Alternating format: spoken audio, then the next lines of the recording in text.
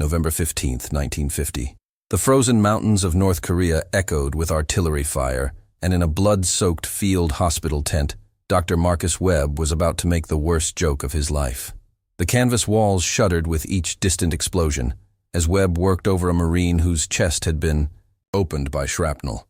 His hands moved with mechanical precision, extracting metal fragments while his assistant, a nervous 19-year-old medic named Tommy Chen, struggled to keep up with the suction tube.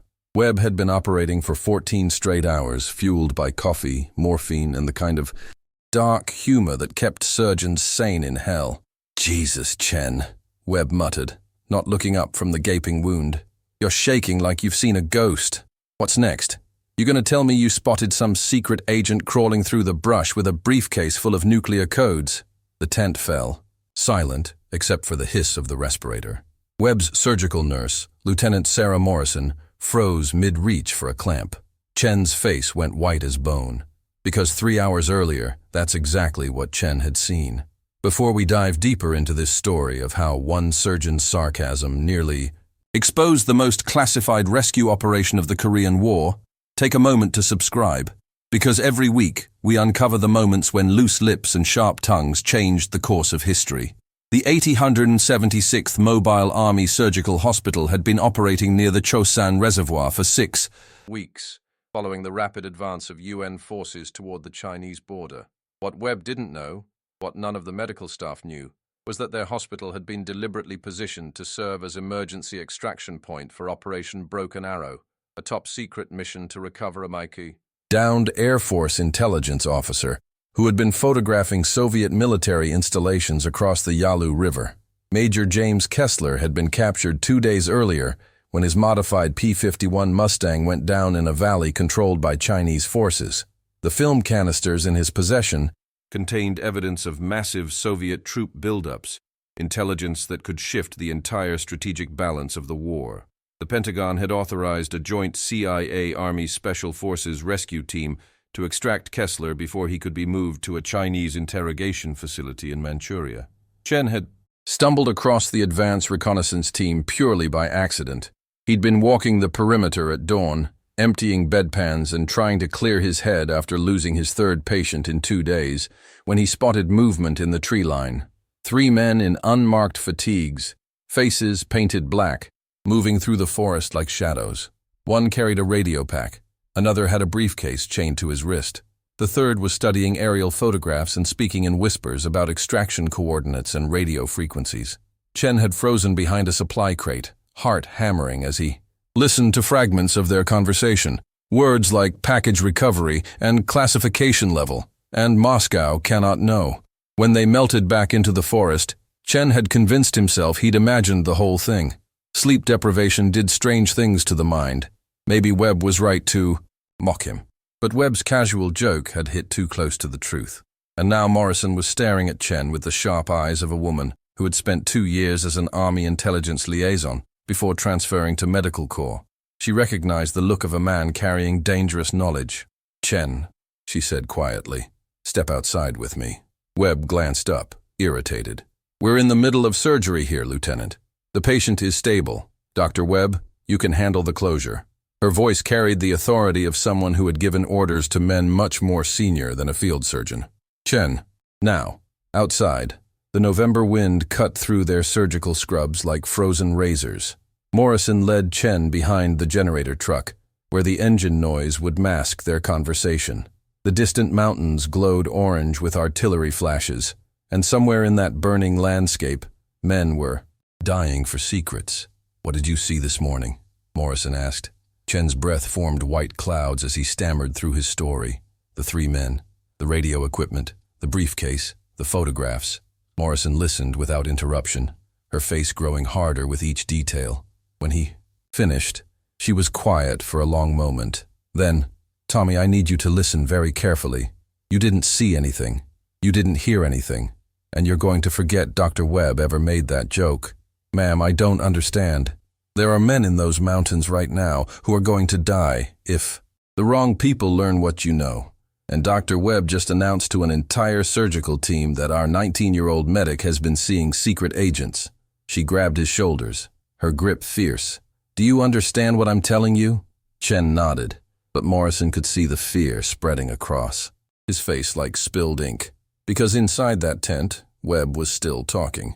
I swear that kid sees conspiracies everywhere, Webb was saying to the anesthesiologist as he began closing the Marine's chest. Yesterday he thought he heard Chinese radio chatter. Today it's secret agents. Tomorrow, he'll probably spot Elvis Presley carrying atomic bombs.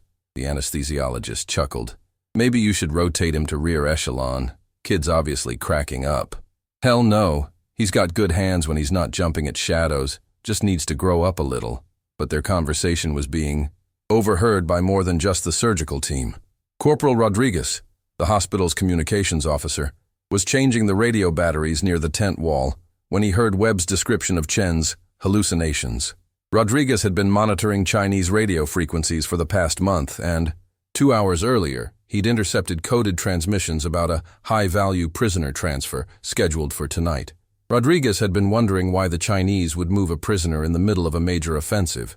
Now, listening to Webb mock Chen's story about secret agents with briefcases, pieces of a larger puzzle began clicking into place. Outside, Morrison was making a decision that would haunt her for the rest of her life. Chen, I want you to go to the communications tent and tell Rodriguez that I need to speak with him immediately. Tell him it's about the patient transfers we discussed yesterday. Ma'am, we didn't discuss any patient transfers. He'll understand. Go. Now. Chen hurried away, and Morrison remained in the darkness, watching the artillery flashes paint the mountains red. She had lied to Chen about one thing. This wasn't just about keeping secrets. 3 hours ago, she had received a coded message through medical channels, a message that was supposed to reach someone with much higher clearance than a field nurse. But communications in Korea were chaos, and sometimes the wrong people ended up carrying the right messages. The rescue team wasn't just extracting Major Kessler. They were walking into a trap. Chinese intelligence had been feeding false information to American spy networks for weeks, laying the groundwork for a massive ambush. Kessler's capture hadn't been accidental.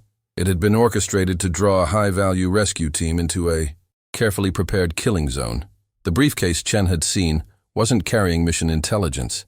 It was carrying the real extraction coordinates, the ones that would take the rescue team away from the trap and towards safety.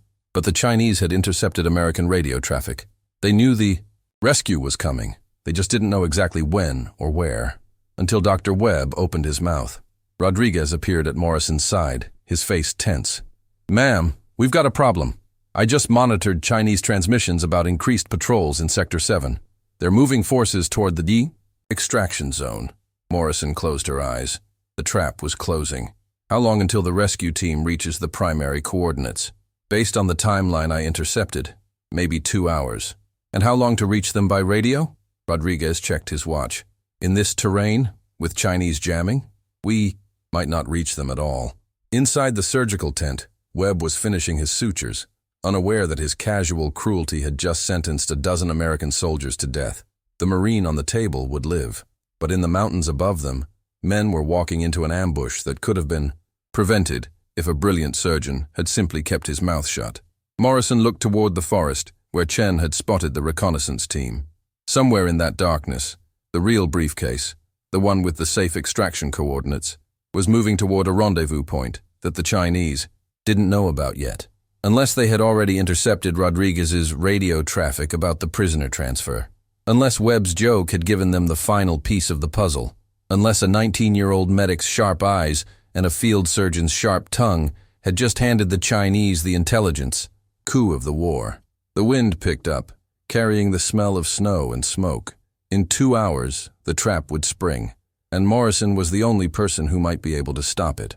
But first, she had to get past Dr. Marcus Webb, a man whose ego was about to collide with the deadliest secret in Korea.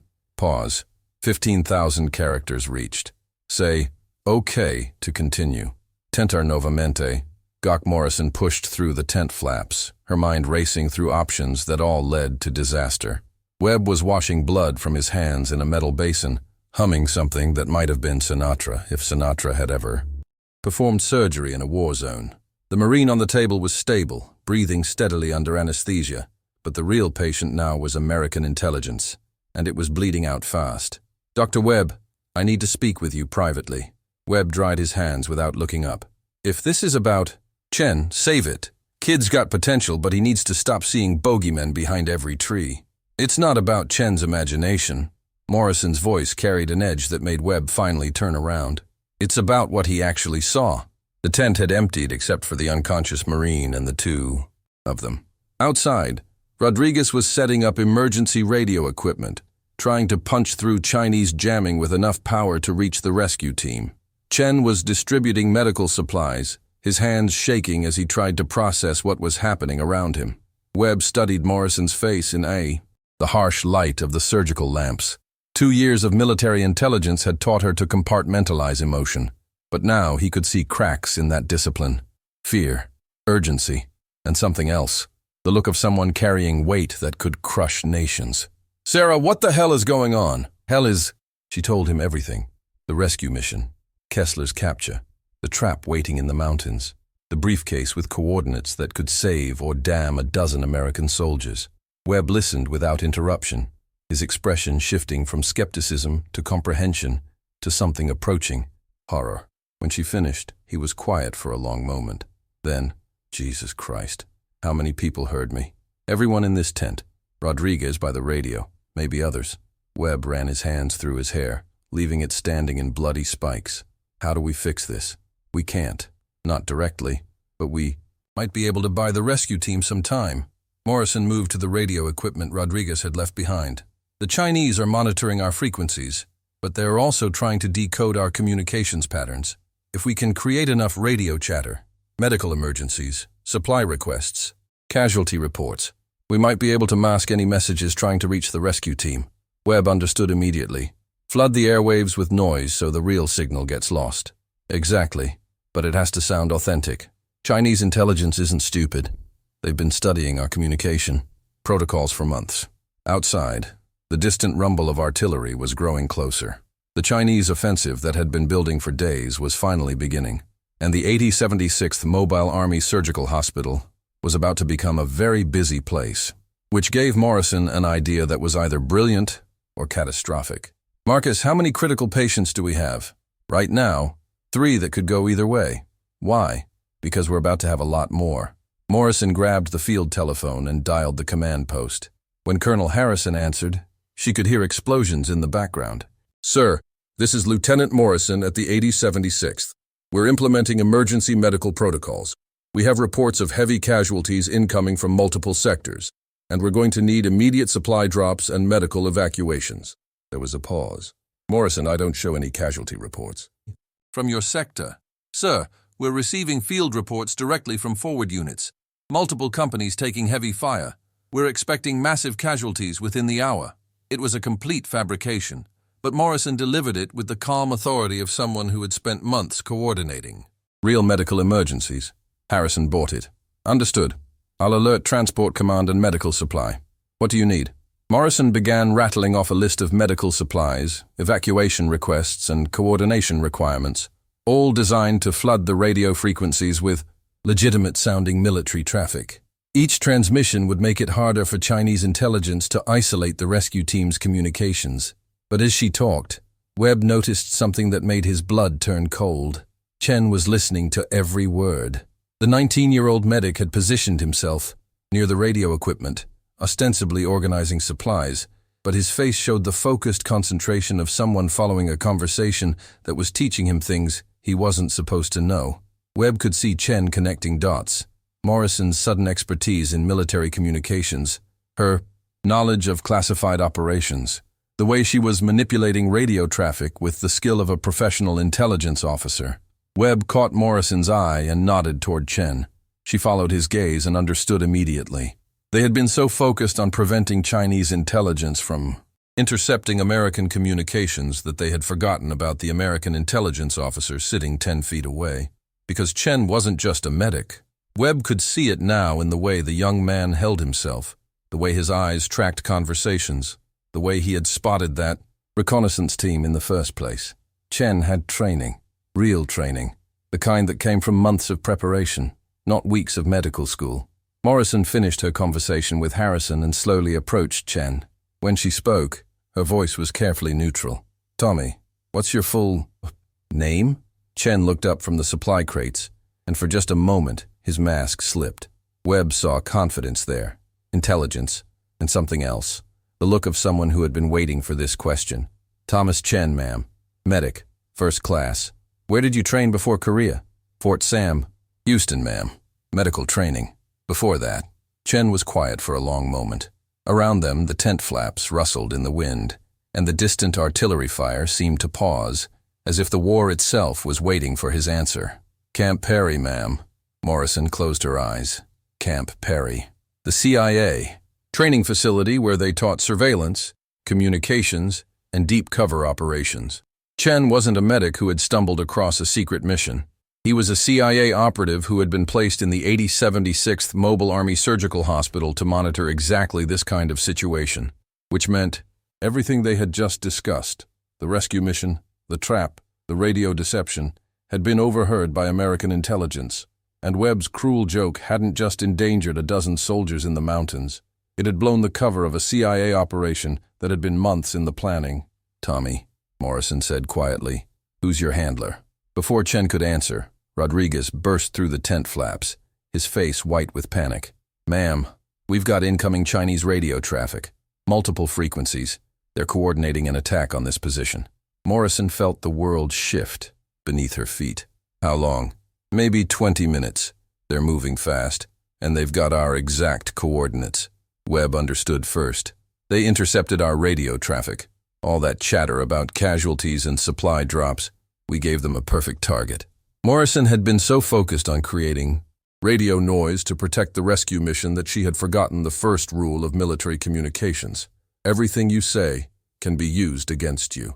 The Chinese had been monitoring American medical frequencies for weeks, looking for exactly this kind of intelligence. A field hospital with critical patients calling for emergency supplies and evacuation would be an irresistible target. Chen was already moving, pulling equipment from concealed compartments in the medical supplies. In 30 seconds, he had assembled a compact radio transmitter that looked nothing like standard Army equipment. I can reach the rescue team, he said, his medic persona completely gone now. But if I break cover to warn them, we lose months of intelligence gathering. And if the Chinese take this position, they'll capture everything. Patients, personnel, and whatever classified materials we've got. Hidden here. Morrison looked around the tent. 3 unconscious patients who couldn't be moved. Medical equipment worth a fortune.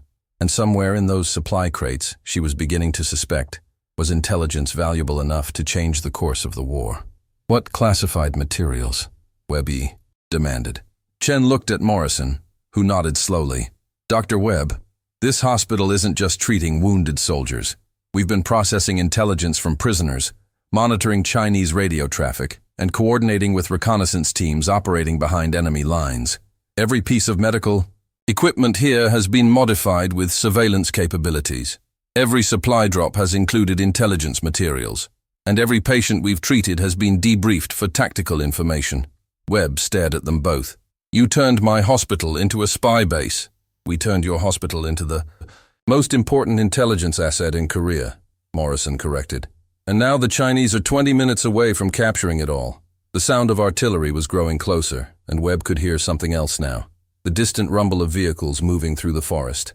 Chinese forces converging on their position with the precision of hunters who had been tracking their prey for hours. Chen's radio crackled to life. A voice speaking English with a Midwestern accent. Broken Arrow team to base station. Approaching primary coordinates. Request final confirmation. Morrison grabbed the radio. Broken Arrow, this is base station. Abort primary coordinates. Repeat, abort primary coordinates. Chinese forces are in position. Static.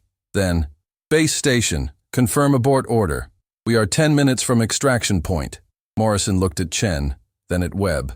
The rescue team was walking into a trap, but changing course now would expose them to Chinese patrols that had been positioned to cut off exactly this kind of escape route. There was no safe option, unless they created one. Webb was already moving, grabbing medical supplies and stuffing them into evacuation bags. How many patients can we move? In 20 minutes? Maybe 1. Then we move 1, and we make sure the Chinese find exactly what we want them to find. Morrison understood immediately. They could turn the intelligence disaster into an intelligence coup. Let the Chinese capture the hospital, but not before they planted false information that would misdirect Chinese forces away from the real rescue operation. Chen was already modifying his radio equipment, preparing to broadcast false coordinates that would send Chinese reinforcements racing toward empty forest while the real rescue team escaped, through the gap they left behind. But first, they had to save the patients they could save and sacrifice the intelligence they couldn't protect. Webb looked at the 3 unconscious soldiers in the tent, young men who had trusted him to keep them alive. Now he had to choose which one lived and which. Ones became prisoners of war.